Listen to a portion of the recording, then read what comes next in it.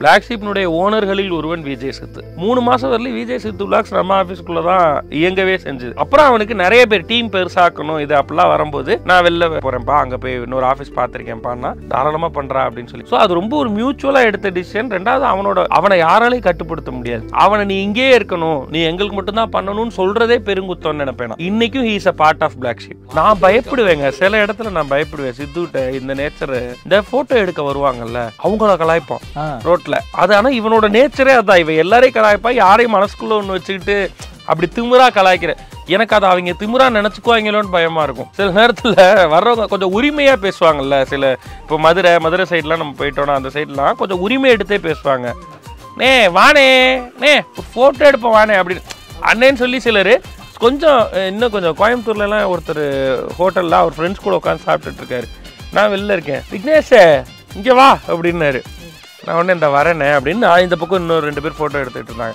2வது தடவை வாங்குறேன் என்ன பண்ணிட்டு இருக்காங்க அப்படின்னாரு. எங்கள் சித்தப்பா பெரியப்பா கூட என்ன எப்படி கூப்பிட்டதில்ல. இப்போ இந்த இடத்துல சித்து இருந்தாலும் வேற மாதிரி ரியாக்ட் பண்ணிடுவான். சித்து இங்கே வா அப்படின்னா ஏன் நீ இங்கே வர்றது அப்படின்ட்டுருவாங்க.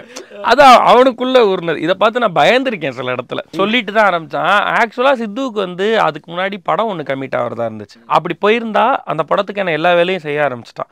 அப்படி போயிருந்தா அவன் விளாகே ஆரம்பிச்சிருக்க மாட்டான்.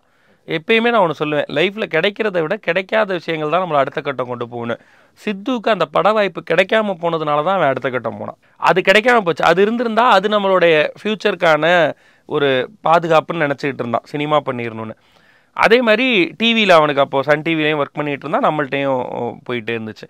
இதெல்லாம் வருமானமாக இருந்துச்சு. அடுத்த வருமானத்துக்கும் பிரச்சனை இல்லைன்ற இருக்கவரையிலையும் சூழல் இருக்கவரையிலையும் பிரச்சனை இல்லை. ஆனால் ஒரு கட்டத்துக்கு மேலே அவனோட தேவை ரொம்ப அதிகமாகுது. எல்லா தேவையும் பிளாக் ஷீப்பால் ஃபுல்ஃபில் பண்ணவும் முடியாது. அப்போ தான் அவன் இந்த ஐடியாவை சொன்னான்.